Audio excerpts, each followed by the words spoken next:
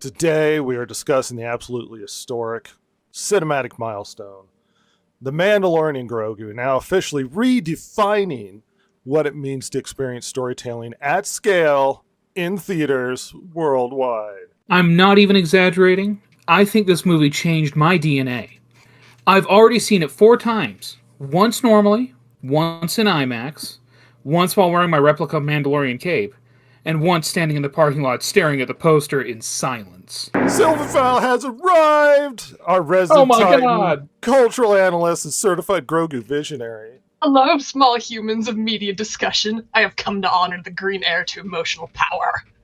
She speaks only truth. I think the movie's mostly nostalgia repackaged with a higher budget and louder sound design. Incredible insight, Jason.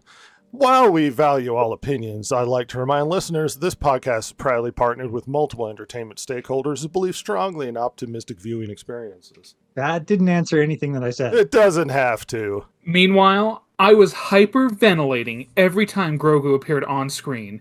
At one point, he blinked, and I accidentally saluted. That's not how breathing works. It is in the Mandalorian universe. The helmet man moves like a man who owned 5 parking lots and no regrets.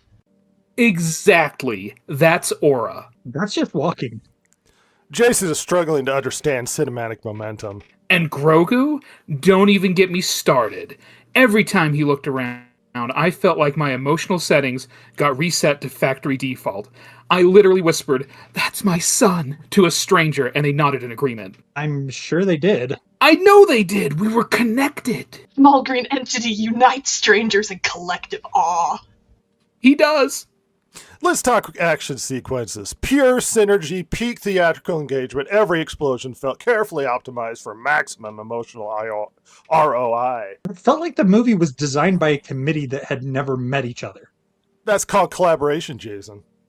It's called incoherence. Bro, the jetpack sequence, I was physically levitating. I had to hold on to the seat in front of me like I was on a roller coaster of destiny. I think I shouted, "Let him cook," at least 4 times, unironically. No one should ever say that in public. It was appropriate. I attempted to join the battle, but was asked to please stop blocking the screen. That's the first reasonable thing that I've heard all episode. Also, the soundtrack incredibly aligned with our brand promise of immersive emotional elevation.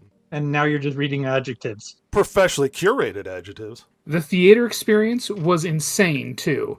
People were cheering like it was a championship game. Someone behind me yelled, "This is my Roman Empire," during a hallway scene. Ah, that sentence makes me tired. And it was true! Claimed it as my Roman Empire. I have many empires. Of course you do. We also want to thank our partners at Disney for enhancing viewer engagement through collectible emotional assets. You mean toys? I prefer emotional assets. Final scene, though, I can't even describe it. I just sat there like, oh my god. And I think I unlocked a new personality trait. That sounds like sleep deprivation. It's called Cinema Awakening. The ending taught me to rise slightly above the earth. Final ratings! 1,000 out of 10. I would legally trust this movie to raise my future children. I award it 30 cosmic purrs and the accidental redirection of a commercial airliner. Officially, 5 stars, infinite brand synergy, and a flawless expansion of the franchise ecosystem. 4 out of 10. It was loud and had recognizable shapes. He said recognizable shapes. That's praise in disguise.